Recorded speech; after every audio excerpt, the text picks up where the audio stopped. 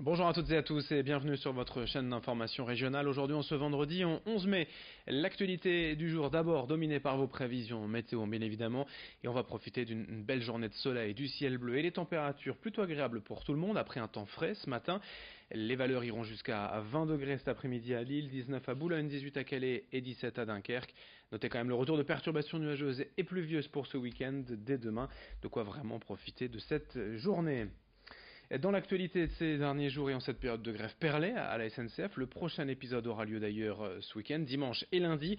Les voyageurs doivent s'organiser face au manque de trains et l'un des grands gagnants de cette grève, c'est évidemment le covoiturage. Il y a aujourd'hui des dizaines de sites web et d'applications spécialisées, mais les pouvoirs publics et la région veulent aussi contribuer au covoiturage avec la plateforme PassePass, aujourd'hui disponible et présentée en plateau dans ce journal par Vincent Vieillard.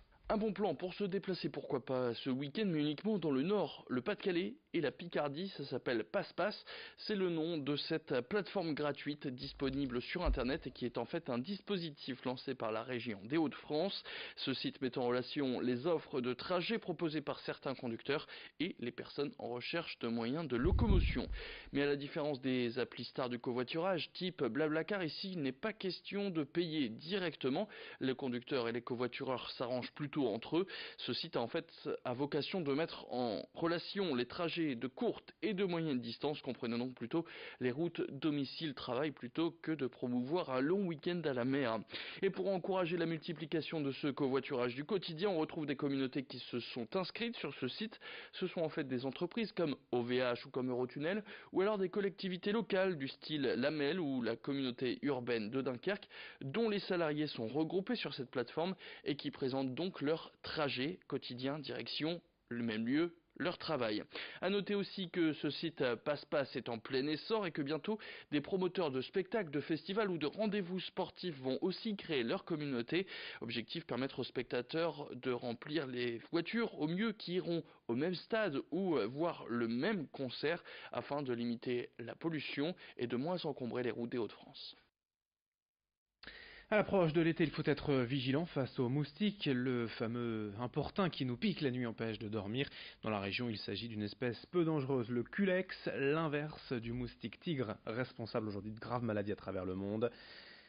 Est déjà recensé ces derniers mois dans 42 départements de France métropolitaine, plutôt dans le sud d'ailleurs. Il ne parvient pas pour l'instant à s'acclimater par chez nous. Au plus près, on le trouve plutôt en Alsace ou dans le bassin parisien.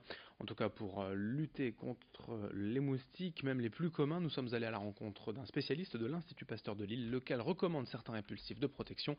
On l'écoute au micro de Vincent Vieillard. On trouve le moustique tigre en Europe, mais uniquement dans les zones les plus chaudes de l'Europe. Pas dans les zones les plus froides de notre continent. Étant donné les conditions du réchauffement climatique, il est possible que d'ici quelques temps, on trouve quelques moustiques tigres, mais ça ne veut pas dire qu'il sera capable de s'implanter, c'est-à-dire qu'il trouvera pendant quelques mois les conditions pour vivre dans la région, mais disparaîtra à l'hiver. Le grand angle de la rédaction à présent pour découvrir une œuvre atypique de la région du littoral Côte d'Opale à Lefrancouc près de Dunkerque. Il y a quelques années, un artiste anonyme a recouvert de miroirs un blockhouse sur la plage. Ce projet a été réalisé à l'époque sans autorisation, mais depuis a été conservé et il est désormais apprécié de tous. Reportage sur place signé Lila Hervé-Gruyé et Élise Blanquin.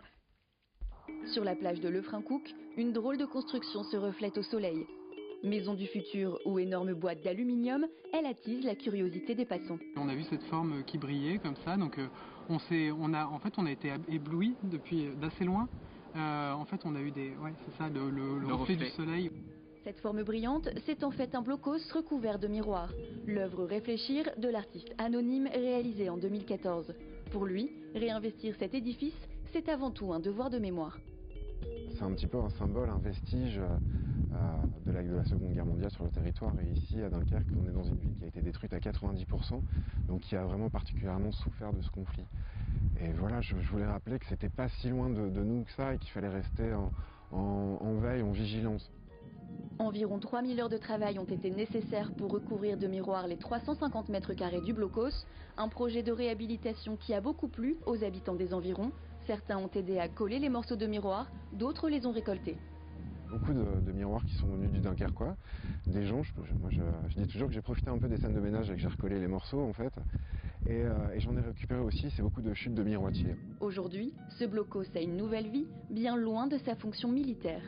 C'est devenu une sorte de mode de venir en robe de mariée devant le blocos et je trouve ça juste magnifique parce que bon, on est ici sur un symbole de guerre et voilà, recouvrir aussi ça de reflets d'amour, je trouve ça juste magnifique.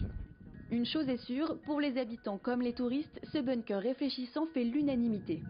Ça évoque la modernité, hein, ça à côté, parce que c'était moche, c'est vrai que c'était moche et bétonné, et puis là ça devient sympa, et puis ça permet de garder une trace de l'histoire, et puis c'est joli. Ça fait partie de notre patrimoine, je veux dire.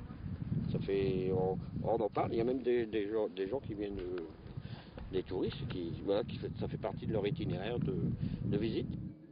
Fragilisé par les intempéries, le blocos est régulièrement restauré. Les habitants sont bien entendu invités à participer. Allez, pour finir ce journal, le programme sport du week-end. D'abord en Ligue 1, c'est l'avant-dernière journée, la 37e, demain soir à 21h. Au stade Pierre-Mauroy, Lille jouera son maintien face à Dijon.